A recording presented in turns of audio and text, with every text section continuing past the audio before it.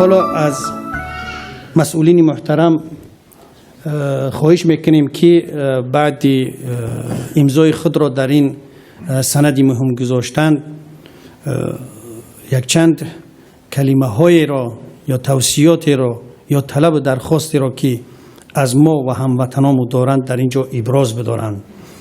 خب آمادگی خودشونه و برای ما نشان بدهند. حالا از محترم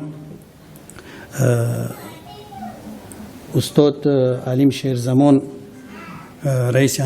رئیس انجمن آزاداندیشان تاجیک خواهش میکنیم که چند کلمه ارائه بدارند.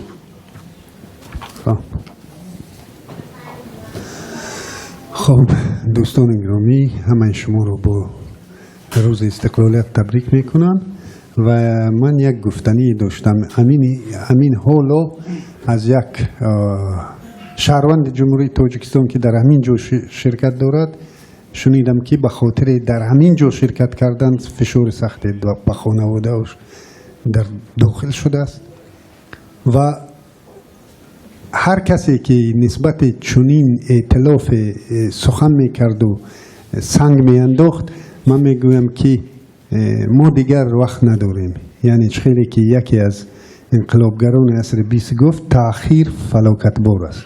برای همین هر کسی که مسئولیت رو میشناسد دیگر راه نیست تا نیروها همه متحد نشوند. ما میتوانیم استقلالیت دولتی، تمامیت ارضی و ثبات تاجیکستان را از دست دهیم. خدای ناخواسته. سلامت باشید.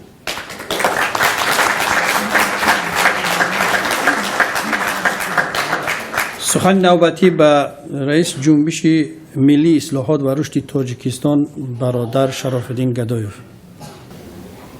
درود و سلام و محبتی به پایان با یکی شما خانمان، جنابان، برادران و خواهران گرامی قدر. در حقیقت امروز برای ما یک روزی بسیار پر ارزش و تقدیرساز و خاطرمان خواهد بود، چون این هر یک نفر باید در آینده دولت کشور سهمی ارزنده خودش را باید گیرد. احساس مسئولیت کنیم و دولت کشور را از خطری که بالایش تهدید کرده ایستاده است نجات هر یک فرد جامعه، هر یک نفر احساسی مسئولیت کند، مسئولیت به دست بگیریم و آینده تاجیکستان را نگذاریم که به جنگ و خونکشی به خاک و خون کشند. و از همه شهروندان تاجیکستان خواهش میکنیم که دری پیمان ملی تاجیکستان بروی همه باز است. امروز اعتماد باوری ما را در این تالار با هم آورده است. اعتماد باوری برای آینده درخشان و ساختن یک جامعه دموکراتی و مردم سالاری و رشد اقتصاد و استقلالیت واقعی ما را با هم آورده است. من باوری کامل دارم که میگن که اگر که به آینده خود باور نداشته باشی بالا یک پاره نبرا. اگر آنهایی که میگویند که شما چند نفر یک گروه چی کاری کرده میتوانید، سخنهای سعدی بزرگوار را به یاد آرید. مرچگان چون کنند اتفاق شیر ژیان را بکنند پوست. گرچند که رحمانوف را به شیر ژنیا رب دادن خطاست. یک روباهی بیش نیست که برای منفعت شخصی و خانواده خودش تاجیکستان را پاره کرده است. ما تنها با اتحاد پیکره پاره این ملت را با هم خواهیم یک جا آورد. نام دولت تاجیکستان را در عرصه بین‌المللی واقعاً با معرفت ما، با انسان دوستی ما، با رعایت ولایت قانون بیرقش را بالا میبرداریم. امیدوارم که این قطره ها به دریاها مبدل میگردد، به بحرها مبدل میگردد و ما پیروز خواهیم شد. ما انشاءالله برای آینده تاجیکستان تمامی تلاش‌هایمان را خواهیم کرد. پیروزی نزدیک است و امید داریم که ملت تاجیکی بیچاره اذیت کشیده را که طول 27 سال در 26 سال است که در چنگال یک ظالم اذیت میکشد، این روز تاریخ ساز به موجهای بزرگ مبدل شده، این خائنان را و این ظالمان را از بین خواهم برد. امید به پیروزی، امید به آینده درخشان. همکاران گرامی، تشکر زیاد به دقتتان. تشکر زیاد. سخن نوبتی به رئیس اساسیاسیون مهاجرین آسیای مرکزی در اتحادیه اروپا برادر الهام جان یعقوب. تشکر زیاد. سلام علیکم برادران عزیز و خواهران گرامی. پیش از همه تشکر از آنهایی میکنم که این یک جلسه محتشم را برپا کردند و در اینجا امضای واقعا پیمان ملی تاجیکستان بسته شد و گفتنی دارم که باعث افسوس است که حالا آزادی هر فردی ملت ما زیر سوال قرار گرفته است. هویت و غرور ملی شکسته شده است. استقلالیت کشور زیر خطر قرار دارد. پس فرض است که برای نجات ملت، برای نجات کشور، یک گروه از این ملت غرور اتحاد کند، پیمان کند و چخیلی که گفتیم این ملت را، این کشور را، کشور تاجیکستان را نجات دهد. و واقعا چون شما خودتان این امضا کردن این گروه ها را دیدید و امروز هم در این روز تاریخی این پیمان امضا شد، من از نام اساسیاسیون مهاجران آسیای مرکزی مبارکباد میکنم همه شما را و دیگر دوستان را و امید دارم که فعالیت این پیمان پربرکه خواهد بود. سلام علیکم و رحمت الله. تشکر زیاد.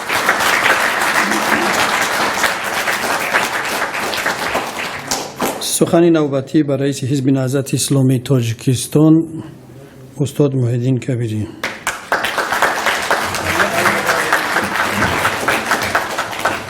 به نام خداوند بخشنده و مهربان، همدیاران عزیز، مهمانان محترم، یکایک شما را اول به روز استقلالیت و بعدا به امضای پیمان ملی تاجیکستان تبریک میگم. واقعا خیلی که دوستان در اینجا گفتند این یک راه بسیار پرپیچ تا بود، پر نیشه بود، بالا رفتن ها داشت. فکری تأسیس یک ائتلاف چندین وقتها بود در ذهن مردم میچرخید، تلاش های زیاد کرده شد و باید که این ائتلاف یک سال پیش یا 2 سال پیش تأسیس میشد، ولی خودتون شاهد بودید که چی مانعه هایی در این راه وجود داشت و هنوز هم این مانعه ها وجود دارند و بعدا هم خواهند بود. من مطمئنم و شما هم باید به این باور باشید، این آمادگی را داشته باشید که فشار بالای یکایک مبارزین بعد از این هم بیشتر خواهد شد، اما تا یک مدت. بیهوده نگفتند که بعضی از مریضی ها پیش از تمام کردنشون شدت دردشون بیشتر خواهد شد. حالا بعضی ها در همون حالت بیشتر شدن دردی پیش از تمام شوی هستند و آنها حالا بالای این ملت مصیبت ها و درد و غم های دیگری را هم خواهند آورد. برادران عزیز، 27 سال پیش در ماه سپتامبر کشور ما استقلالیت به دست آورد. 3 سال پیش در ماه سپتامبر یک مصیبت بالای ملت آمد که با استفاده از بعضی حادثه ها هزارها نفر را مهاجر کردند، صدها نفر را زندانی کردند، برخی ها را کشتند و هم استقلالیت، هم وحدت، هم صلح و هم وطن را به تاراج بردند. امروز باز هم در ماه سپتامبر یک صحیفه نوی تاریخی برای ملت ثبت شده است که در این روز پیمان ملی تاجیکستان ائتلاف تمام نیروهای مبارز و آزادی‌خواه کشور شکل می‌گیرد. همونطوری که برادران پیش از من گفتند، این ائتلاف مال ملت است، مال احزاب و گروه‌های امضا کننده نیست. در ائتلاف برای همگان باز است و تمام مردم مبارز، آنهایی که یک وطن آزاد، پیشرفته و ملی را دیدن می‌خواهند، می‌توانند عضو این پیمان شوند و به هر شکلی که می‌خواهند همکاری خود را با این پیمان راه اندازی کنند. اما چرا این 4 گروه امروز امضا کردند؟ چرا بیشتر نه؟ چرا کمتر نه؟ ما میتوانستیم سالهای طولانی دیگر درباره ائتلاف صحبت کنیم، اما هر راه باید از یک نقطه آغاز شود. همونطوری که برادر عزیزم علیم گفت، دیگر در شرایطی که ما و شما هستیم تأخیر کردن برابر به مرگ است.